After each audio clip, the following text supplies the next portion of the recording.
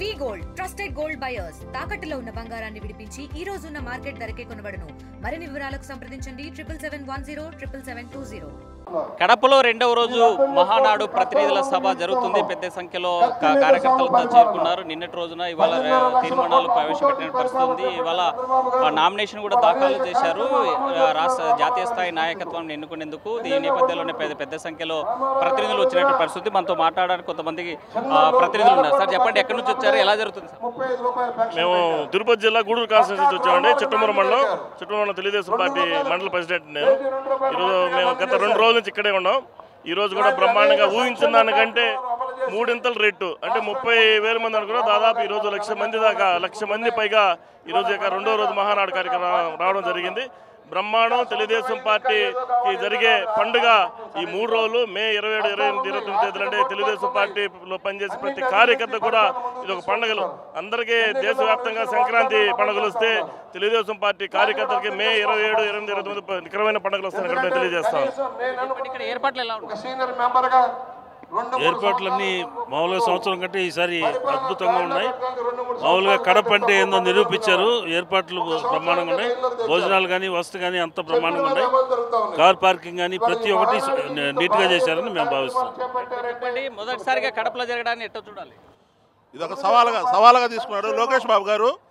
ఇక్కడ మహానాడు జరపడం అంటే చాలా వైసీపీ పార్టీకి ఒక ఇది కత్తిపోటు లాంటిది. ఇది మన పార్టీకి ఒక బలమైన ఇది కాబట్టి ఇక్కడ పెట్టడం జరిగింది. లోకేష్ బాబు గారికి, ముఖ్యమంత్రి చంద్రబాబు నాయుడు గారికి అభివృద్ధి మీద సంక్షేమం మీద ఎక్కువ కాన్సన్ట్రేషన్ ఉంటుంది.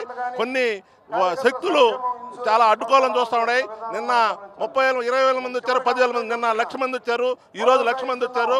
ప్రతిరోజు రేపు 4,00,000 మంది వస్తారు. ఈరోజు మహానాడు జరుగుతుందంటే మాకు తెలుగుదేశం పార్టీ నాయకులకి పండగ ఇది. మా ఎమ్మెల్యే గారు రేపు 5,000 మందిని తరలిస్తూ ఉన్నాడు.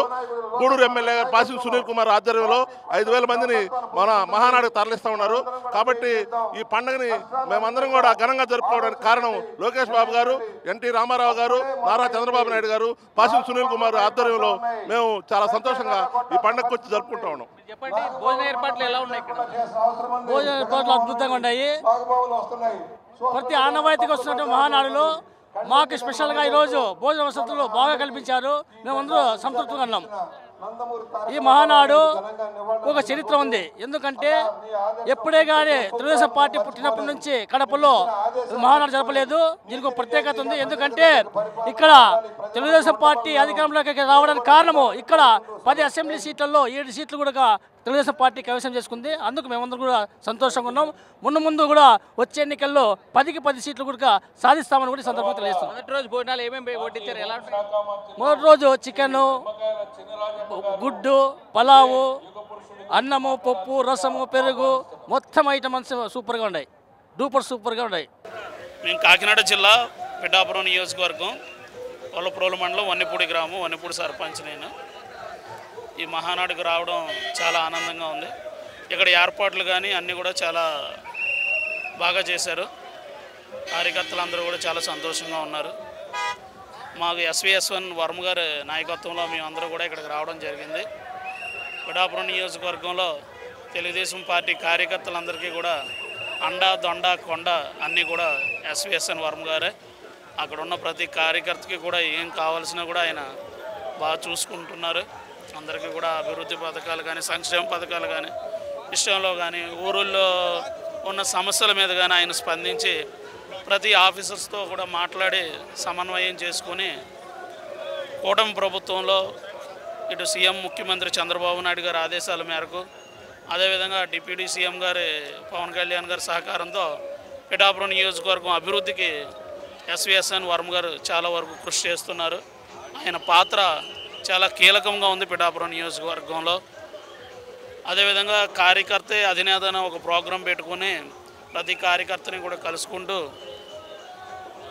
చంద్రబాబు గారి ఆదేశాల మేరకు కానీ, నారా లోకేష్ గారి ఆదేశాల మేరకు కానీ ప్రతి కార్యకర్తని అధినేతగా చూస్తూ ప్రతి కార్యకర్తకి ప్రత్యేక స్థానం ఇస్తూ కూడా ప్రతి కార్యకర్తను బాగా చూసుకుంటున్నారు. అదేవిధంగా పిఠాపురం అభివృద్ధిలో SEZ అభివృద్ధి కానీ, పెట్రో కారిడార్ కానీ సంబంధించిన, అలాగే ఏలేరు ఫేజ్ 2 కానీ, అదేవిధంగా పురుషోత్తపట్నం ఎత్తిపోతల పథకం కానీ ఇలా అనేక సమస్యలు అన్నింటిలో పరిష్కారానికి ఆయన అంతటా ఆయన చాలా వరకు కృషి చేస్తూ పిఠాపురం నియోజకవర్గం అభివృద్ధికి పాటుపడుతున్న మా వరం గారి ఆదేశాల మేరకు మేము ఇక్కడికి రావడం జరిగింది. ఇక్కడ రావడంలో మేము అందరూ కూడా చాలా సంతోషంగా ఉన్నాం. Thank you very much. మేము చిత్తూరు నుంచి వచ్చామండి. మాకు ఈరోజు చాలా పెద్ద పండుగ, కని విని ఊహించని పెద్ద పండుగ మాకు ఇది. మన ఎన్టీ రామారావు గారు ఎలా అయితే మహిళలకి పెద్దపీట వేశారో అదేవిధంగా మన చంద్రబాబు నాయుడు గారు కూడా నిన్ననే వేశారు. ఎప్పటి నుంచో మన రామారావు గారు మహిళలకి ఎలా ఇచ్చారో అలానే మాకు పెద్దపీట వేశారు. ఇప్పుడు మా లోకేష్ బాబు గారు కూడా అలాగే వేశారుననే మేము నమ్ముతా ఉన్నాము, నమ్మకం ఉంది. వై నాట్ 175 అన్న గడ్డ మీద మేము ఈరోజు మహానాడు జరుపుకొని మా తెలుగుదేశం పార్టీ సత్తా చూపించుకోవాలని ఈరోజు మేము మహిళలందరం కదిలి వచ్చాము. జై తెలుగుదేశం, జై చంద్రబాబు. ఈరోజు కడపలో మాకు మహానాడు చేసుకోవడం వల్ల చాలా ఆనందంగా ఉంది, చాలా అద్భుతంగా జరుగుతుంది. జై తెలుగుదేశం.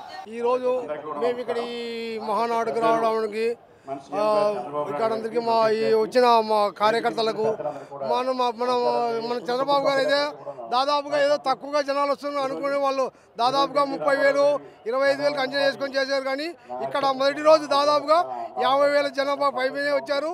ఈరోజు దాదాపుగా 80,000 పైబడి ఇక్కడ జనాలు రావడం జరిగింది. ఎందుకంటే ఈ మన రాష్ట్రంలో జరుగుతున్న అభివృద్ధి గురించి, ఎందుకంటే మన రాష్ట్రం ఏమైపోతుందో అనే టైంలో మన బాబు గారు వచ్చి ఈ మన రాష్ట్రాన్ని అభివృద్ధి చేస్తున్నారు. ఎవరే కానీ సంక్షేమ పథకాల గురించి ఆలోచన చేసేవాళ్ళు లేరు. ఊరికే ఈ ప్రతిపక్ష నాయకులు ఆ పథకం లేదు, ఈ పథకం అంటారు. ప్రజలు ఏ ఒక్కరు ఏ పథకాలు అడగలేదు, నాకు అది రాలే ఇది రాలే అనలేదు. అభివృద్ధి కోరుకుంటున్నారు. మాకు రోడ్లు వస్తున్నాయి, మాకు పోలవరం అవుతుంది, మాకు అమరావతి అవుతుంది అని మన చంద్రబాబు నాయుడు అభివృద్ధి తీసుకుపోయే విధానంలో ప్రజలు ఏమీ ఆశ లేదు. నాకు పింఛన్ రాలే, నాకు అమ్మఒడి రాలే, నాకు రైతు భరోసా ఎవరు ఏమీ అడగలే. ఇదంతా ప్రతిపక్షాల కుట్ర. ప్రజలైతే ఏ ఒక్కరు ఏది ఆశ లేదు. చంద్రబాబు అభివృద్ధి కోరుకుంటున్నారు. చంద్రబాబు ప్రజల ఆరోగ్యం మేరకు, ప్రజల ఆరోగ్యం చంద్రబాబు ఆంధ్రప్రదేశ్ రాష్ట్రాన్ని మరి 5 ఏళ్ళు అవకాశం ఇస్తే ఎన్నలేని రీతిలో తీర్చిదిద్దుతారు. మొత్తంగా చూసుకుంటే మహానాడులో అన్ని ఏర్పాట్లు ఘనంగా చేశారు. ఎక్కడ కూడా కొరత లేకుండా చూసుకునేటువంటి పరిస్థితి, పెద్ద సంఖ్యలో ఏర్పాట్లు చేసేటువంటి పరిస్థితి ఉందని చెప్పేటువంటి పరిస్థితి. మొత్తంగా చూసుకుంటే మహానాడు మాత్రం కడప నగరం పసుమయమైనటువంటి పరిస్థితి అయితే కనిపిస్తోంది. వీడియో జర్నలిస్ట్ ప్రసాద్తో హుస్సేన్, RTV, కడప మహానాడు నుండి. ఇండియా పాకిస్తాన్ ఉద్రిక్తతలపై లేటెస్ట్ అప్డేట్స్ కోసం డౌన్లోడ్ చేసుకోండి RTV లైవ్ యాప్.